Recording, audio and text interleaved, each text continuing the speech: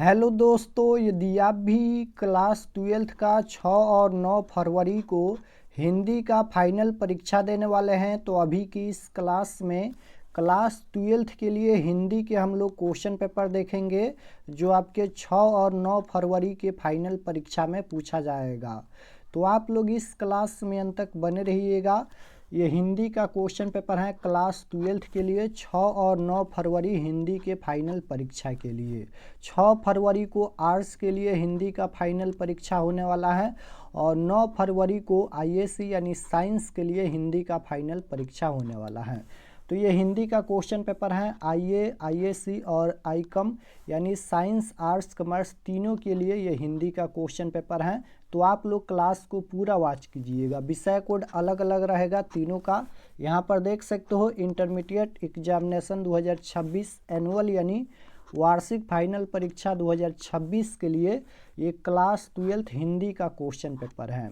तो हिंदी का एग्ज़ाम जो होने वाला है वह पूरे 100 नंबर का होगा क्योंकि इसमें कोई प्रैक्टिकल का एग्ज़ाम नहीं होता है। तो पूर्णांक यहाँ पर 100 रहेगा, फुल मार्क्स यहाँ पर 100 रहेगा और समय 3 घंटा 15 मिनट का मिलेगा। ये हिंदी का क्वेश्चन पेपर है क्लास 12th के लिए, यहाँ पर देख सकते हो।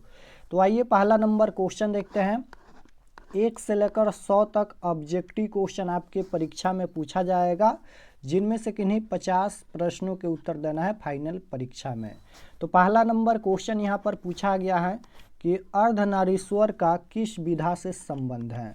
बताना है कि अर्धनारीश्वर का किस विधा से संबंध है। अर्धनारीश्वर जो चैप्टर है वह निबंध है या कहानी है या फिर एकांकी है या फिर व्यंग्य है। तो राइट आंसर क्या हो जाएगा? तो फर्स्ट क्वेश्चन का राइट आंसर निबंध हो जाएगा। अर्धनारीश्वर का किस विधा से संबंध है? तो अर्धनारीश्वर यह एक निबंध है। ऑप्शन नंबर ए बिल्कुल राइट आंसर होगा।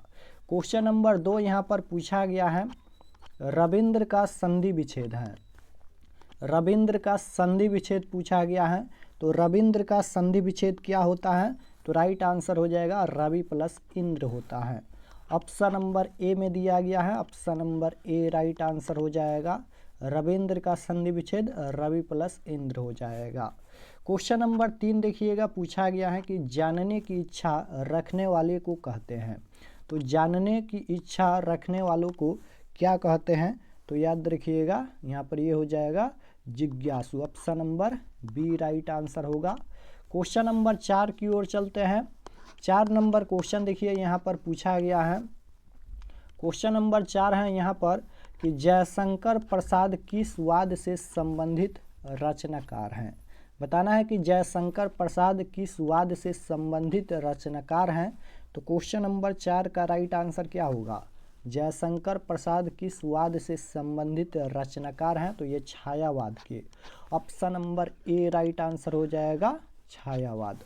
क्वेश्चन नंबर 5 है कि कवितावली के रचनाकार कौन है। कवितावली के रचनाकार कौन है? तो इसका राइट आंसर क्या होगा? कवितावली के रचनाकार तुलसीदास हैं। Right answer option number B हो जाएगा। क्वेश्चन नंबर 6 यहाँ पर पूछा गया है कि जिस पुरुष की स्त्री मर गई हो उसे क्या कहते हैं। तो क्वेश्चन नंबर 6 का राइट आंसर हो जाएगा विधुर। Option number C right answer हो जाएगा। क्वेश्चन नंबर 7 की ओर चलते हैं। 7 नंबर क्वेश्चन देखिएगा, यहाँ पर पूछा गया है कि चीणी मार कौन सा समास है। यहाँ पर समास पूछा गया है। चीणी मार कौन सा समास है? तो ये कौन सा समास हो जाएगा? तत्पुरुष समास। Right answer option number A होगा। क्वेश्चन नंबर 8 है कि साहित्य लहरी किसकी रचना है। साहित्य लहरी किनकी रचना है? जायसी की या सूरदास की या कबीर की या तुलसीदास की। तो साहित्य लहरी किनकी रचना है? तो यह रचना किनकी है? यह रचना है सूरदास की। Right answer option number B हो जाएगा सूरदास की। क्वेश्चन नंबर 9 पूछा गया है कि प्रगति और समाज किनकी रचना है। तो प्रगति और समाज ये किनकी रचना है? बालकृष्ण भट्ट की। ये तो बातचीत पाठ के लेखक हैं बालकृष्ण भट्ट। तो यहाँ पर ये हो जाएगा Namvar Singh. Option number B right answer हो जाएगा। प्रगति और समाज किनकी रचना है? तो नामवर सिंह की रचना है। Option number B right answer. Question number 10 यहाँ पर देखिएगा, पूछा गया है कि एक लेख और एक पत्र के लेखक कौन है। एक लेख और एक पत्र जो चैप्टर है उसके लेखक कौन है? तो याद रखिएगा भगत सिंह है। Option number B right answer हो जाएगा। एक लेख और एक पत्र के लेखक कौन है? तो भगत सिंह। क्वेश्चन नंबर 11 पूछा गया है कि उसने कहा था शीर्षक का कहानीकार कौन है? यानी जो चैप्टर है उसने कहा था उसके लेखक कौन है? तो चंद्रधर शर्मा गुलेरी हैं। राइट आंसर ऑप्शन नंबर ए हो जाएगा। क्वेश्चन नंबर 12 पूछा गया है निम्नलिखित में कौन उसने कहा था शीर्षक कहानी का नायक है? यहाँ पर नायक पूछा गया है, तो उसने कहा था कहानी के नायक कौन है? तो लहना सिंह है। Right answer option number B में दिया गया है। Option number B right answer. Question number 13 देखिएगा, यहाँ पर पूछा गया है। क्वेश्चन नंबर 13 है कि उसने कहा था किस प्रकार की कहानी है? उसने कहा था किस प्रकार की कहानी है? तो ये किस प्रकार की कहानी है? तो याद रखिएगा ये कहानी है चरित्र प्रधान की। Right answer option number B हो जाएगा। उसने कहा था कहानी के लेखक कौन है? तो चंद्रधर शर्मा गुलेरी। क्वेश्चन नंबर 14 है कि बालकृष्ण भट्ट ने किस पत्रिका का संपादन किया? तो बालकृष्ण भट्ट ने किस पत्रिका का संपादन किया? बातचीत निबंध के लेखक कौन है? तो बालकृष्ण भट्ट हैं। तो बालकृष्ण भट्ट ने किस पत्रिका का संपादन किया? तो Hindi Pradeep. Right answer option number D हो जाएगा, हिंदी प्रदीप। क्वेश्चन नंबर 15 है कि बालकृष्ण भट्ट की रचना बातचीत क्या है? तो बालकृष्ण भट्ट की रचना बातचीत क्या है? तो अभी हम बताए हैं कि ये ललित निबंध है। ऑप्शन नंबर ए में दिया गया है। राइट आंसर ऑप्शन नंबर ए हो जाएगा, ललित निबंध। क्वेश्चन नंबर 16 यहाँ पर पूछा गया है ओ सदा नीरा के लेखक कौन है? बताना है कि ओ सदा नीरा जो चैप्टर है उसके लेखक कौन है? तो इसका राइट आंसर क्या होगा? ओ सदा नीरा के लेखक कौन है? तो Jagdish Chandra Mathur. Right answer option number D हो जाएगा, जगदीश चंद्र माथुर। क्वेश्चन नंबर 17 है कि ओ सदा नीरा किस नदी को निमित्त बनाकर लिखा गया है? किस नदी को? तो right answer option number B हो जाएगा, Gandak. Option number B right answer होगा। क्वेश्चन नंबर 18 है कि अर्धनारीश्वर निबंध कब प्रकाशित हुआ था? तो अर्धनारीश्वर निबंध जो है वह कब प्रकाशित हुआ था? तो राइट आंसर क्या हो जाएगा, कब प्रकाशित हुआ था? 1952 में। Right answer option number D हो जाएगा। क्वेश्चन नंबर 19 देखिएगा, यहाँ पर पूछा गया है 19 नंबर क्वेश्चन है कि दिनकर को किस कृति पर भारतीय ज्ञानपीठ पुरस्कार मिला था? तो क्वेश्चन नंबर 19 का राइट आंसर क्या हो जाएगा, वर्षी। Option number B right answer होगा। क्वेश्चन नंबर 20 यहाँ पर पूछा गया है रोज शीर्षक कहानी के कहानीकार कौन है? बताना है कि रोज शीर्षक कहानी के कहानीकार कौन है। रोज यहाँ पर यह एक कहानी है और इसके कहानीकार कौन है यानी लेखक कौन है? तो याद रखिएगा सचिनानंद हीरानंद वत्सायन अज्ञाय है। अज्ञाय का पूरा नाम क्या है? तो सचिनानंद हीरानंद वत्सायन अज्ञाय है। Right answer option number C हो जाएगा। रोज कहानी का प्रमुख पात्र कौन है? तो याद रखिएगा मालती है। क्वेश्चन नंबर 21 यहाँ पर पूछा गया है कि भगत सिंह ने कैसी मृत्यु को सुंदर कहा? तो भगत सिंह ने कैसी मृत्यु को सुंदर कहा? तो ये हो जाएगा देश सेवा के बदले दी गई फांसी। Right answer option number B हो जाएगा, देश सेवा के बदले दी गई फांसी। क्वेश्चन नंबर 22 यहाँ पर पूछा गया है कि सिपाही की मां शीर्षक एकांकी का सबसे सशक्त पात्र कौन है? क्वेश्चन नंबर 22 देखिएगा, सिपाही की मां शीर्षक एकांकी का सबसे सशक्त पात्र कौन है? सिपाही की मां यह एक एकांकी है और इसके लेखक कौन है? तो सिपाही की मां के लेखक कौन है? मोहन राकेश हैं। तो पूछा गया है कि जो ये सिपाही की मां शीर्षक एकांकी है उसका सबसे सशक्त पात्र कौन है? तो क्वेश्चन नंबर 22 का जो राइट आंसर हो जाएगा बिस्नी हो जाएगा। Option number A right answer. Question number 23 है बिस्नी और मुन्नी को किसी प्रतीक्षा है? तो राइट आंसर 23 नंबर का क्या हो जाएगा, मानक को चिट्ठी की। Option number A right answer. Question number 24 है नामवर सिंह के गुरु कौन थे? नामवर सिंह के गुरु कौन थे? तो क्वेश्चन नंबर 24 का राइट आंसर क्या हो जाएगा? Hazari Prasad Dwivedi. Option number A right answer. Question number 25 यहाँ पर पूछा गया है। 25 नंबर क्वेश्चन देखिएगा यहाँ पर है।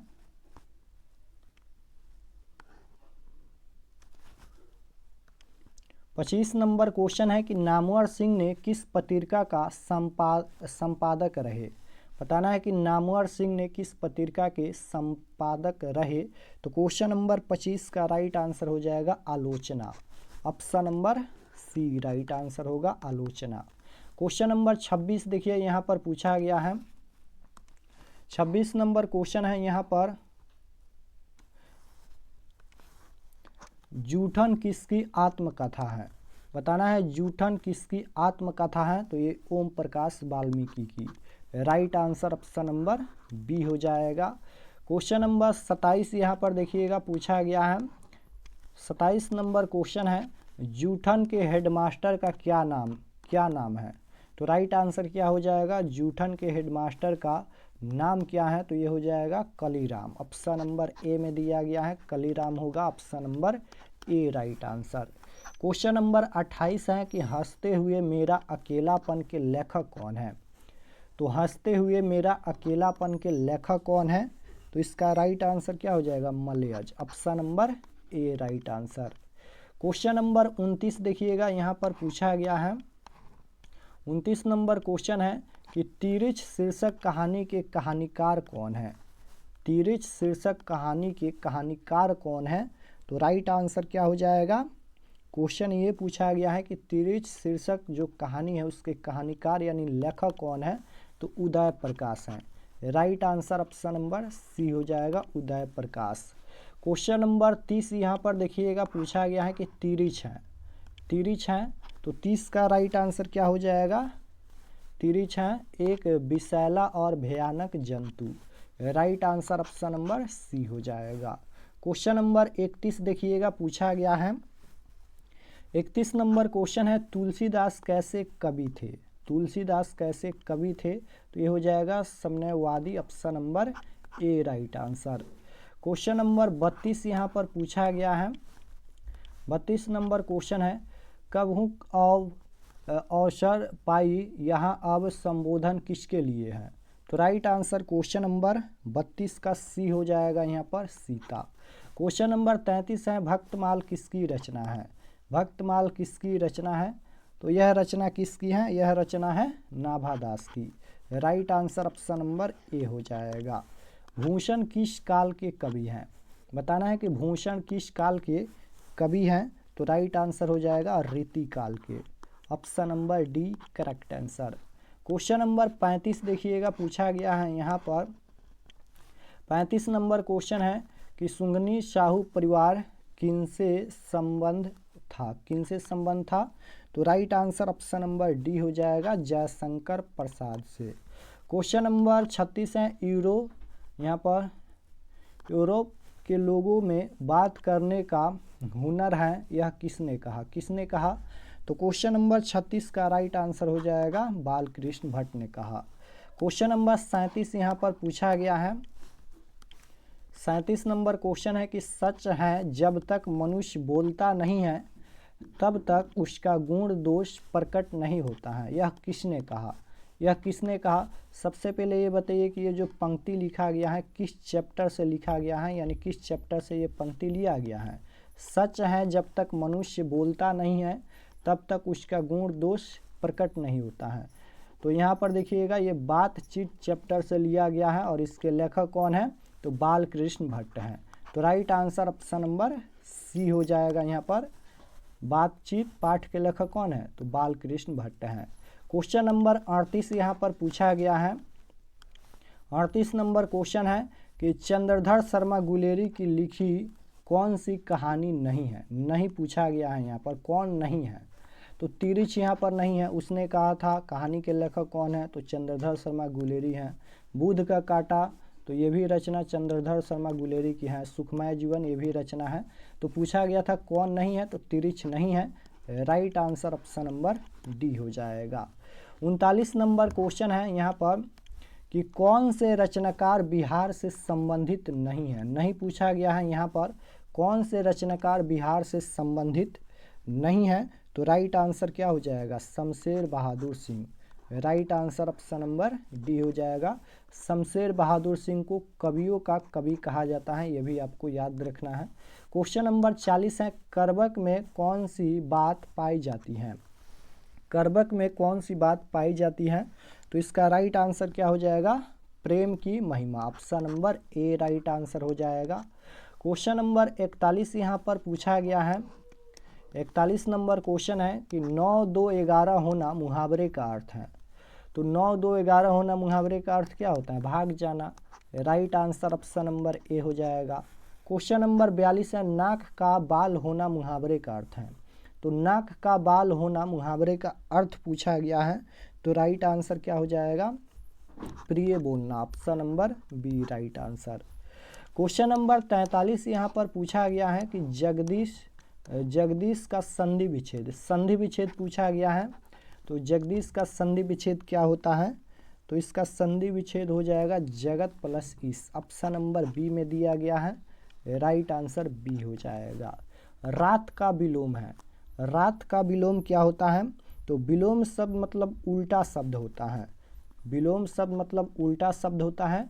रात का उल्टा क्या होता है। तो रात का उल्टा यहाँ पर हो जाएगा दिन। राइट आंसर ऑप्शन नंबर यहाँ पर बी हो जाएगा दिन। क्वेश्चन नंबर 45 है, लोक का विशेषण बताएं। लोक का विशेषण क्या होता है। लोक का विशेषण यहाँ पर लौकिक हो जाएगा। Option number C right answer. Question number 46 यहाँ पर पूछा गया है कि पुरुष का विलोम है। पुरुष का विलोम क्या होता है। तो पुरुष का विलोम यानी उल्टा हो जाएगा। पुरुष का उल्टा क्या होता है, पुरुष का उल्टा स्त्री होता है। राइट आंसर ऑप्शन नंबर ए हो जाएगा।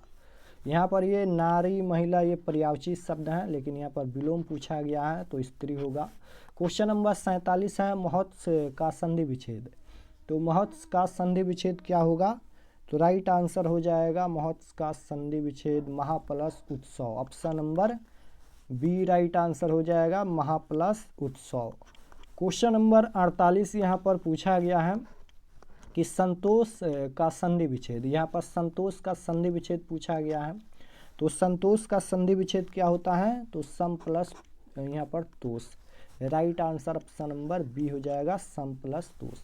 क्वेश्चन नंबर 49 है, पानी का पर्यायवाची। पर्यायवाची का मतलब अनेक नाम होता है। पानी को और किस नाम से जाना जाता है। तो पानी को नीर के नाम से भी जाना जाता है। तो राइट आंसर सी हो जाएगा, पानी का पर्यायवाची नीर होगा। बुराई में कौन सा प्रत्यय है। प्रत्यय पूछा गया है। प्रत्यय किसी भी शब्द के लास्ट में जुड़ता है और उपसर्ग किसी भी शब्द के पहले जुड़ता है। तो यहाँ पर बुराई में कौन सा प्रत्यय है, इसमें आई प्रत्यय जुड़ा है। करेक्ट आंसर सी होगा। क्वेश्चन नंबर 51 है कि चक्रपाणी कौन समास है। तो चक्रपाणी कौन सा समास है, ये बहुब्रीहि समास है। राइट आंसर ए हो जाएगा। Question number